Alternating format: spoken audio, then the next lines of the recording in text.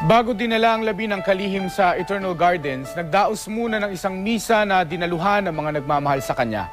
Ginawaran din siya ni Pangulong Noynoy Aquino ng isa sa pinakamataas na parangal mula sa Presidente ng Republika ng Pilipinas, ang Legion of Honor with the rank of Chief Commander.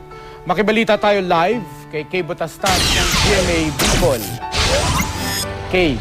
Mark, damang-dama kanina sa idinaos na state funeral ang pagmamahal ng mga Nagueño para kay Secretary Jesse Robredo.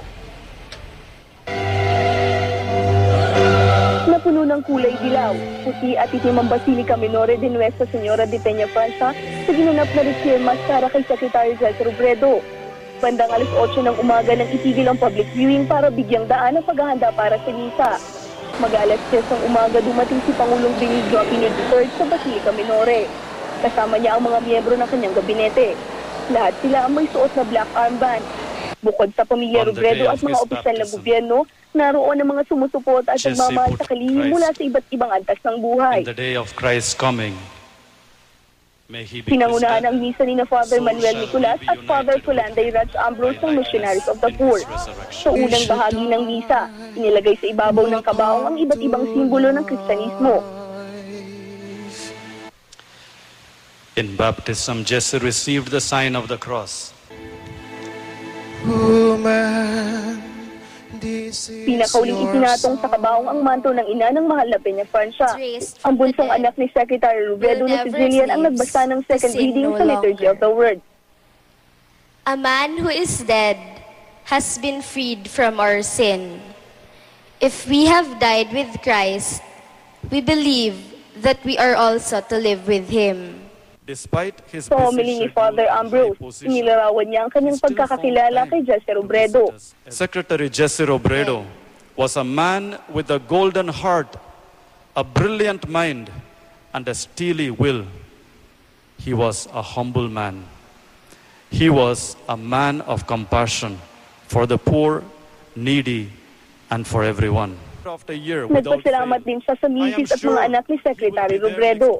Pagkatapos ng misa, naghandog ng ilang awitin ang mag-asawang Robert Peña at Isay Alvarez.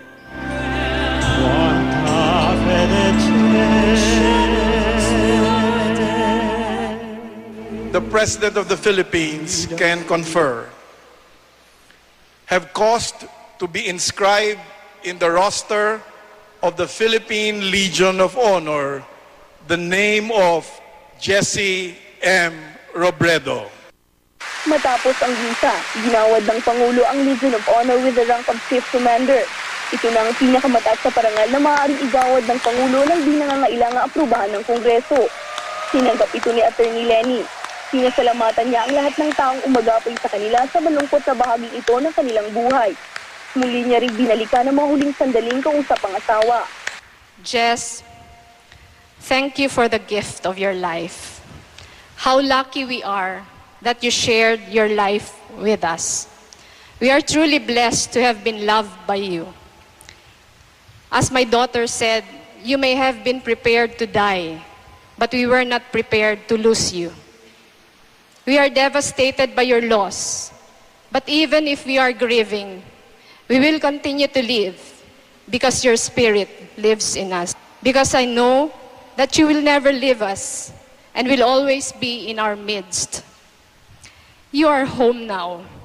You are back where you truly belong. Rest well. We will love you forever. Nagpasalamat din si Attorney Lenny sa mga kababayan nila sa Naga. Sa gabos pong mga taga-Naga, ansamong pa Diyos mabalos sa Indo gabos. Nagahagad po kaming pamilya ng dispensa. Nadainin do siya masadiri ngunyan.